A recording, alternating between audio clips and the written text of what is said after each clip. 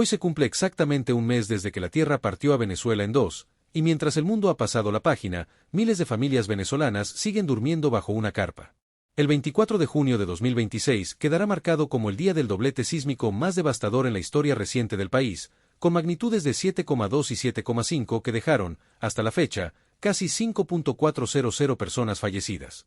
Pero lo que muchos no saben es que la verdadera tragedia, la que no sale en los titulares, está ocurriendo justo ahora, 30 días después, en silencio. ¿Qué pasó con toda esa ayuda internacional que llegó en los primeros días? ¿A dónde se fue? Según cifras oficiales, más de 23.000 personas siguen obligadas a vivir en 107 campamentos transitorios repartidos por el país, sin certeza de cuándo, o si alguna vez, podrán regresar a un hogar de verdad.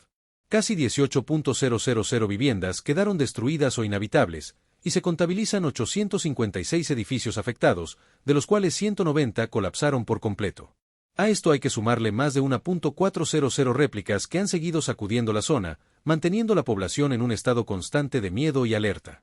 Familias enteras perdieron no solo sus casas, sino también la poca estabilidad que les quedaba en un país ya golpeado por años de crisis. El gobierno de Nicolás Maduro, a través de la presidenta encargada Delcy Rodríguez y del presidente de la Asamblea Nacional, Jorge Rodríguez, prometió públicamente la entrega de 200 casas para los damnificados. Sin embargo, según reportes, apenas 240 familias han recibido vivienda hasta el momento, entregadas en un complejo militar en Caracas, una cifra que se queda muy corta frente a las casi 18.000 familias que lo perdieron todo. Mientras tanto, el desescombro sigue avanzando a paso lento, especialmente en el estado de La Guaira, la zona más golpeada por los sismos. Se afirma que el gobierno anunció el acceso a fondos bloqueados del FMI para la reconstrucción, pero, un mes después, la gente de los campamentos no ve ese dinero reflejado en soluciones reales. La situación es todavía más alarmante si miramos los números de la ayuda humanitaria internacional. Según el Consejo Noruego de Refugiados, solo el 39% de la respuesta humanitaria necesaria para atender a la población afectada cuenta con financiación real. Más de 1,3 millones de personas necesitan asistencia en las zonas más golpeadas, casi el doble de quienes ya la necesitaban antes de los terremotos. Cerca de 24.000 niños se han quedado sin clases, muchos de ellos viviendo en albergues donde las condiciones siguen siendo precarias. Como bien dijo esta organización, la comunidad humanitaria se enfrenta ahora a una disyuntiva: mantener la ayuda o dejar que la falta de fondos convierta esta tragedia en una crisis permanente. Detrás de cada cifra fría que mencionamos en la primera parte, hay una historia humana que merece ser contada. Hofram Gallipoli lo recuerda como si hubiera sido ayer. En cuestión de segundos, todo quedó a oscuras y sepultado bajo los escombros. Él, su esposa y su hijo de apenas 4 años sobrevivieron atrapados en un pequeño espacio de aire, lo que los rescatistas llaman popularmente el Triángulo de la Vida. Sin saber qué ocurría afuera, con el paso de las horas el miedo de perder a su familia se hacía cada vez más grande. Hofram pidió auxilio como pudo, y gracias a la ayuda de trabajadores de su propio negocio, lograron rescatar a la hija de su hermano después de 16 horas atrapada entre los escombros. Hoy, un mes después, Hofram junta fuerzas junto a su cuñada y sus 2 sobrinas, quienes sufrieron heridas de consideración durante el derrumbe. No tengo momento para vivir mi luto, confesó. Sus palabras reflejan lo que miles de venezolanos sienten ahora mismo: no hay tiempo para procesar el dolor cuando la supervivencia diaria exige toda la energía. Esta clase de testimonios se repiten por cientos, quizás por miles, en los 107 campamentos transitorios donde la gente sigue esperando una solución definitiva. Mientras el gobierno venezolano habla de fondos del FMI y de complejos militares donde se entregan viviendas con cuentagotas, en La Guaira y en sectores de Caracas como San Bernardino, las familias siguen durmiendo entre lonas y carpas improvisadas, expuestas a las más de 1.400 réplicas que no han dejado de sacudir la región. ¿Cuánto tiempo más puede esperar esta gente por respuestas concretas? La comparación resulta inevitable. Mientras países como Estados Unidos, Países Bajos y Reino Unido enviaron cientos de especialistas, apoyo logístico y millones de dólares en las primeras semanas, y figuras como José Andrés, Rosalía o la Banda Metálica donaron millones para las víctimas, la respuesta institucional interna se ha quedado corta frente a la magnitud del desastre. Se afirma que la ayuda internacional fue clave para las labores de rescate iniciales, pero un mes después, con el 61% de la respuesta humanitaria todavía sin financiación, según el Consejo Noruego de Refugiados, queda una pregunta incómoda flotando en el aire. ¿Le está fallando el Estado venezolano a su propia gente en el momento en que más lo necesita?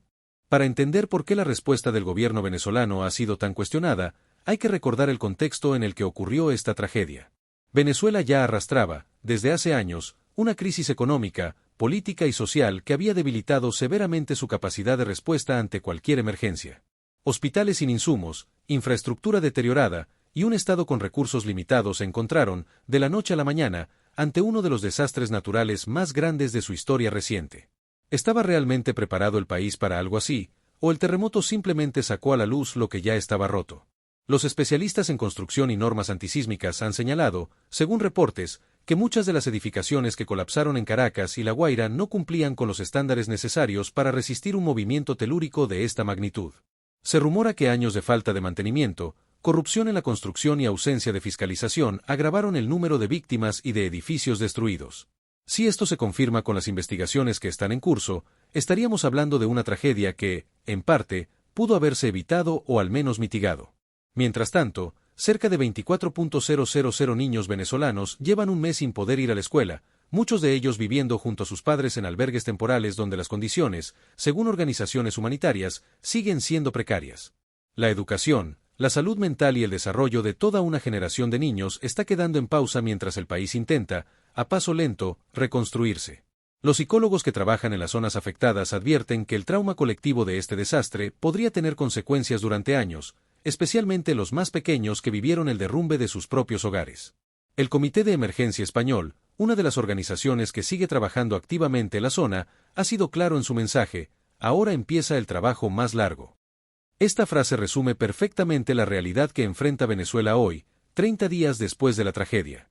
Las labores de rescate ya terminaron, la atención mediática internacional ha bajado considerablemente, pero para las más de 23.000 personas que siguen en campamentos transitorios, la emergencia está lejos de haber terminado. Se afirma que el verdadero desafío ahora no es solo reconstruir casas, sino reconstruir la confianza de un pueblo en sus propias instituciones. La comunidad internacional no se ha quedado en silencio ante esta situación. La ONU y sus organizaciones aliadas revisaron por completo el plan de respuesta humanitaria para Venezuela, ampliando sus objetivos e incrementando casi en un 50% las necesidades de financiación estimadas inicialmente. Esto confirma algo que muchos venezolanos ya sospechaban: la crisis es mucho más grande de lo que el gobierno ha reconocido públicamente. La cifra de personas que requieren asistencia humanitaria en las zonas más afectadas ya alcanza 1,3 millones, casi el doble de quienes la necesitaban antes de que la tierra temblara aquel 24 de junio. El Consejo Noruego de Refugiados fue todavía más directo en su advertencia, dejando claro que la comunidad humanitaria enfrenta ahora una disyuntiva crítica: sostener la ayuda o permitir que la falta de fondos convierta este desastre en una crisis a largo plazo, de esas que se arrastran durante años sin resolverse. Y aquí es donde surge otra pregunta incómoda: ¿por qué, con el acceso anunciado a los fondos bloqueados del FMI para la reconstrucción, la ayuda sigue sin llegar con la velocidad que la emergencia exige?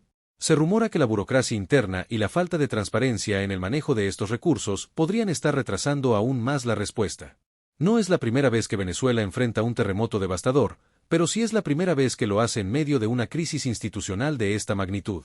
En julio de 1967, un sismo cerca de Caracas dejó 245 personas fallecidas y miles de heridos, una cifra que hoy parece pequeña comparada con los casi 5.400 fallecidos de este 2026. Pero lo que diferencia a ambas tragedias no es solo el número de víctimas, sino la capacidad del Estado venezolano de entonces frente al de ahora para responder con recursos, planificación y, sobre todo, con la confianza de su propia población. Mientras tanto, en terreno, la vida sigue siendo una lucha diaria para miles de familias.